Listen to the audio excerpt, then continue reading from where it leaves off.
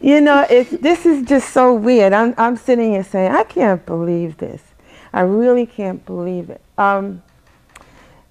In I thought it was in the 60s, but you said 70s, so it might have been. The 78. Chantels and myself were appearing at, or my group of Chantels, let me qualify that.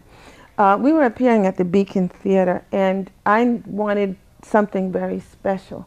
And at that particular time, Rose was up-and-coming fashion designer with her own boutique, and she was recommended to me by a neighbor. So I went into the shop, and I met Rose, and I looked at some of the clothes, and I explained to her what I wanted and what I wanted it for.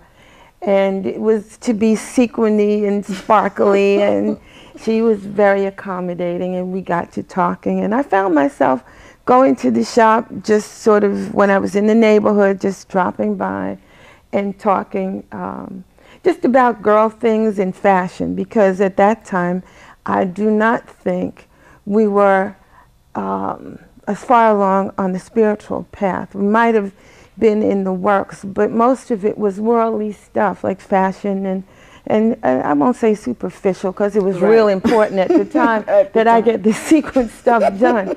But that was when I first met you, and it's interesting because we've been friends. You've taught me through some relationships, and even before the spirituality, just good common sense. So, and I knew there was something very special about you, because no matter how silly my situation got, you could always hear the situation and break it down and make it very easy and an easy solution.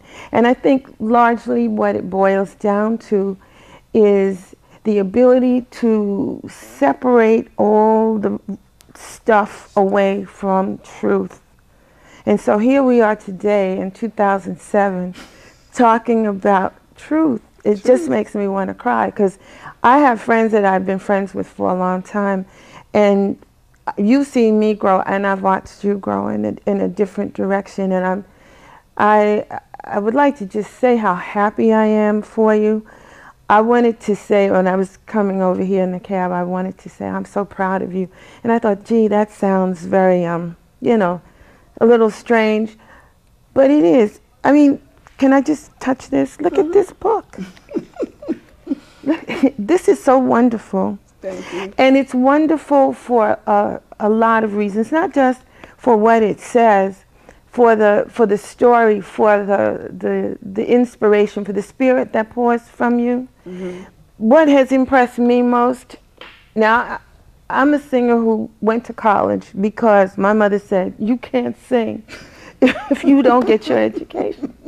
So yes, I went to Fashion Institute, and I went to, where did I go? I went to Hunter, and then I went to City College. I got a bachelor's from City, and then I got a master's from Fordham University. And I wanted to do a PhD program, but then it got hectic between my parents' health and school demands at school. And people have approached me to write a book. Mm-hmm. So, you know, you want to know, well, about what? What voice should I use? Mm-hmm. You know, all of this time, well, I don't know, I don't want to offend this one, I don't want to offend that one. My book is not written. I've started it several times. And I read part of your book, and I know your story because we've talked so many times. That's what makes me feel so good about seeing this, because this is a woman who everything she's done, she's researched on her own. She's searched out the information. She's trial and error. She didn't ask anybody. You certainly didn't call me and say, well, how did you do blah, blah, because I haven't done it yet. And I'm not putting myself down. It's just my book is coming. But I realize, too, that people that have, the more education you have, sometimes that really is a drawback, because you're so armored with everything that you're supposed to do that you don't get it done. And you've gotten it done. And that's what's impressed me most.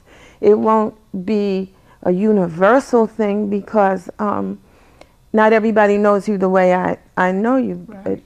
I think that it's a beautiful thing. I'm looking forward to the next book, and hopefully I'll have something written by then.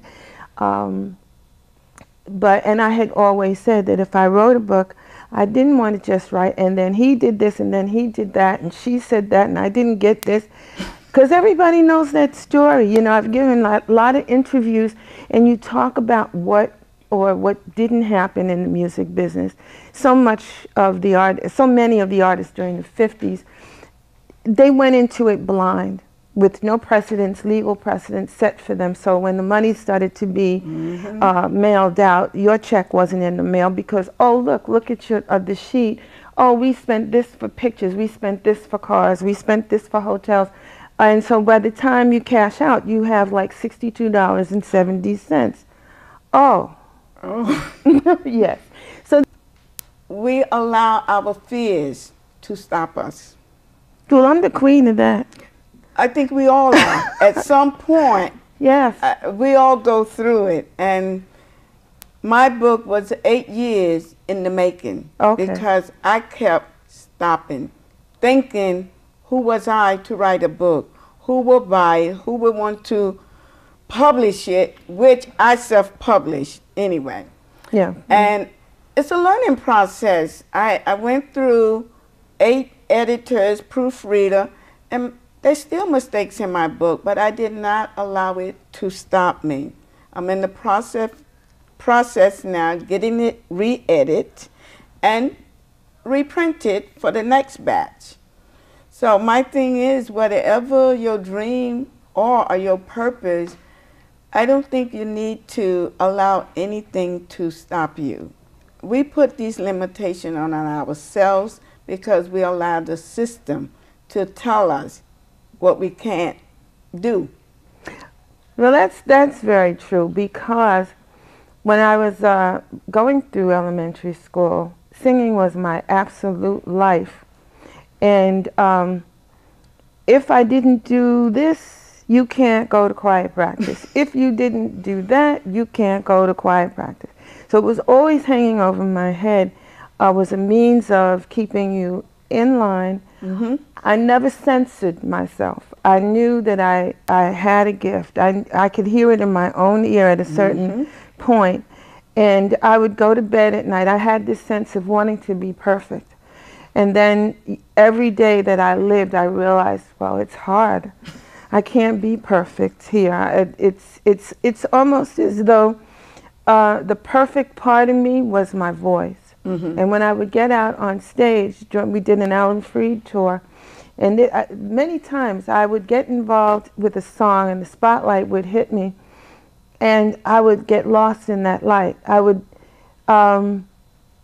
finish the song, hear the clapping, and be shocked, you know, and wonder, did I look at the girls to see, because I don't know where I went.